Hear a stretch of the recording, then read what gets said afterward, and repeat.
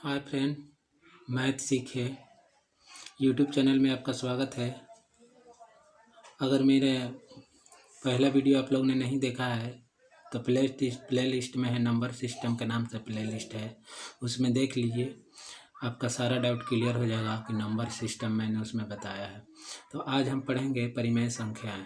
परिमेय संख्याएं किसे कहते हैं? तो यहाँ पे जैसे कि लिखा हुआ है, जिन संख्याओं को P/Q के रूप में लिखा जाता है उसे परिमेय संख्या कहते हैं।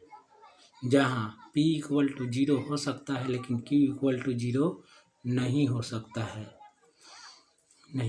है। एग्जाम्पल के तौर पर 0, 1, 2, 3, 4, 32, 49, √25, √64, ³ ये सभी परिमेय संख्याएं हैं, क्योंकि इनका पूर्णतः वर्गमूल निकल जाता है। कभी कभी क्वेश्चन पूछा जाता है एग्जाम में कि ये जो 0 है ये परिमेय संख्या है या अपरिमेय संख्या है। तो हम लोग 0 को ऐसे लिख सकते हैं, 0/1, जो कि P/Q के रूप में है, इक्वल टू 0। तो हम बोल सकते हैं कि 0 एक परिमेय संख्या यानी कि रेशनल नंबर है। तो आई होप कि आप समझ रहे होंगे कि परिमेय संख्याएं किसे कहते हैं। उसके बाद आता है अपरिमेय संख्याएं। तो आइए देखते हैं अपरिमेय संख्याएं क्या होती है।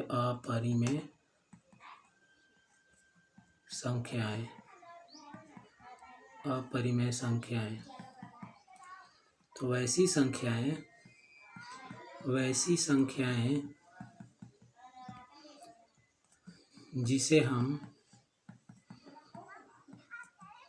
P/Q के रूप में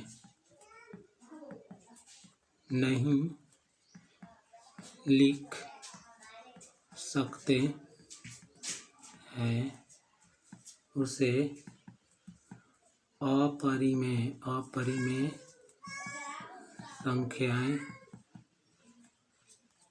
कहते हैं।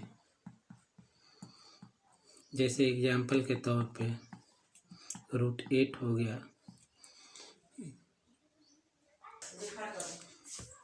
√29 हो गया, √17/25 हो गया। इसका अगर हम लोग निकालेंगे तो √70/25 का हो जाता है 5। तो ये एक अपरिमेय संख्या है। जैसे कि ये हो गया 121/7, इसका वर्गमूल निकालेंगे तो 121 का तो 11 हो जाएगा, लेकिन ये √7 का 7 ही रह जाएगा। ये एक अपरिमेय संख्या है।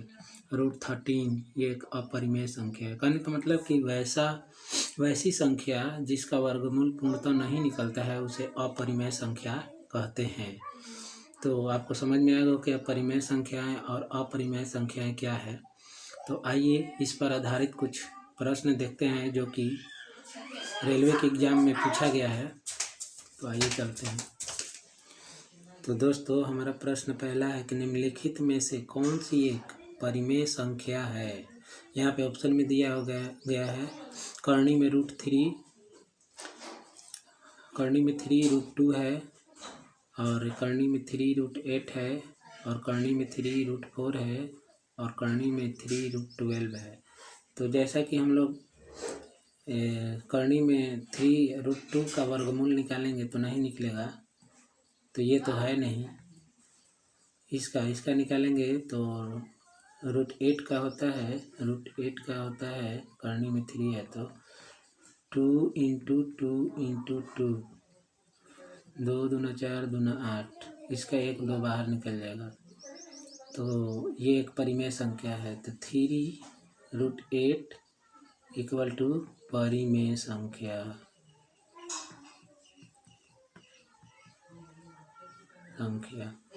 ये हो गया आपका आंसर। और इसका निकालेंगे तो 2 × 2 होगा, लेकिन करनी में 3 है तो इसका भी नहीं निकलेगा, तो ये भी नहीं होगा। और इसका निकालेंगे तो ये भी नहीं होगा। तो इसका आंसर हो गया ऑप्शन नंबर बी। आइए अगला क्वेश्चन देखते हैं। लिखा हो गया है कि नीचे दी गई संख्याओं में कौन सी संख्या अपरिमेय है, कौन सी संख्या अपरिमेय है। तो हम लोग को पता है कि जैसे ये है 64, तो 64 को हम लोग ऐसे लिख सकते हैं 1 का पावर 1/3, ठीक। तो ये 2 का पावर होता है 6 इंटू 1/3, तो 3 से तो 6 कट जाएगा 2 बार में, तो 2 का पावर 2 हो गया यानी कि 4।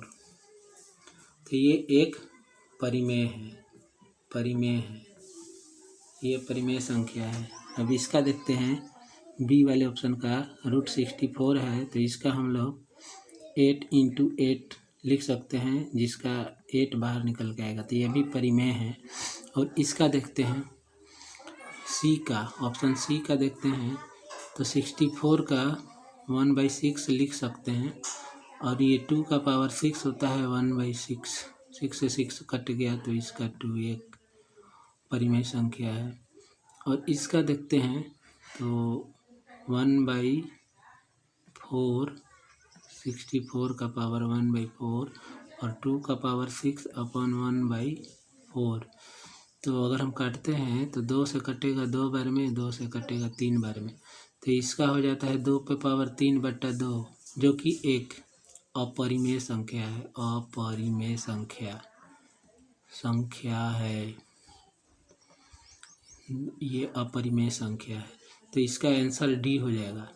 जैसे कि इन तीनों का वर्गमूल निकल जा रहा है लेकिन इसका नहीं निकल रहा है, इसलिए इसका आंसर डी हो जाएगा। आप समझ गए होंगे अच्छी तरह से कि कौन परिमेय संख्या है, कौन अपरिमेय संख्या है। तो दोस्तों देखते हैं अगला प्रश्न।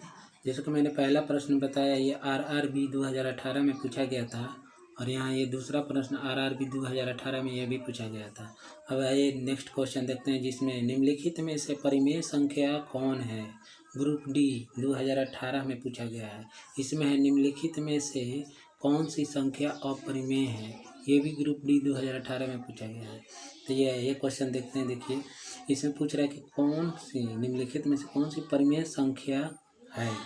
तो जैसे देखिए यहाँ पे, वहाँ पे जैसे बताया था कि ये कर्णी में 3√2, इसका वैल्यू हम लोग निकालेंगे तो नहीं निकलेगा, तो ये तो नहीं है, ये माइनस में दिया हुआ है, उससे कोई फर्क नहीं है।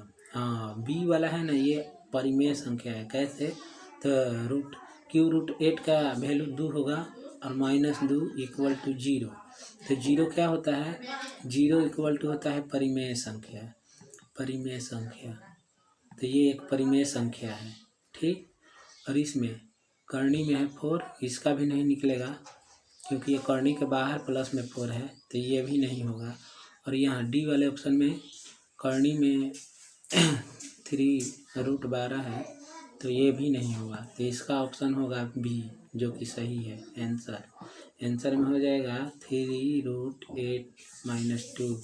ये एक परिमेय संख्या है, परिमेय संख्या। आप समझ गए होंगे परिमेय संख्या कौन है। आइए नेक्स्ट क्वेश्चन को देखते हैं। निम्नलिखित में से कौन सी संख्या अपरिमेय संख्या है। यह ग्रुप डी 2018 में पूछा गया था। तो जैसे कि हम लोग इसका निकालना चाहते हैं तो कैसे निकलेगा। देखिए ये कितने, 1 0 2 0 3 0 5 4 0 5 0 6 0।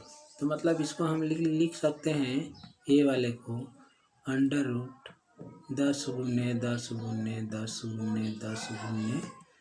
10 × 10 × 10, मतलब 1 2 3 4 5 6 बार लिख सकते हैं। तो ये √ से 2 है, 2 है, 3 निकल जाएगा। मतलब कि 10 × 10 × 10 × 10 = हो गया 1000। इसका 1000 बाहर निकल गया, तो ये तो परिमेय हो गया, परिमेय। लेकिन पूछा क्या है, लेकिन पूछा है कि अपरिमेय संख्या कौन है। और इसका निकालते हैं। देखिए तो इसका निकालेंगे बी वाले का। तो बी में क्या होता है कि मान के चलिए कि हम लोग 10 का घात 6 लिखेंगे, 10 का पावर 6 और 1/3। तो 3 से ये तो 2 बार में कट जाएगा, इसे 2 बार में कट गया, = 10 के पावर 2 = 100। तो ये तो हो गया परिमेय संख्या। आप समझ रहे हैं ना, परिमेय संख्या, ये हो गया परिमेय। अब आइए देखते हैं सी वाले ऑप्शन को। सी वाले ऑप्शन को देखते हैं। सी वाले ऑप्शन को देखते हैं। तो ये है 10 के घाते 6 इक्वल टू 1/6। तो 6 कट गया, इसका तो निकल गया 10। ये भी परिमेय है, परिमेय है। तो बच क्या गया, ये बच गया। ये बच गया तो मतलब कि आपको मार देना है टिक कि ये अपरिमेय संख्या है। हालांकि मैं आपको निकाल के भी दिखा देता हूँ कि कैसे है। तो ये 10 के घाते 6 डी वाला निकालता हूँ। 10 के घाते 6 लिख सकते हैं ना, ये 1 पर 6 जीरो है तो 10 के घाते 6 लिख सकते हैं।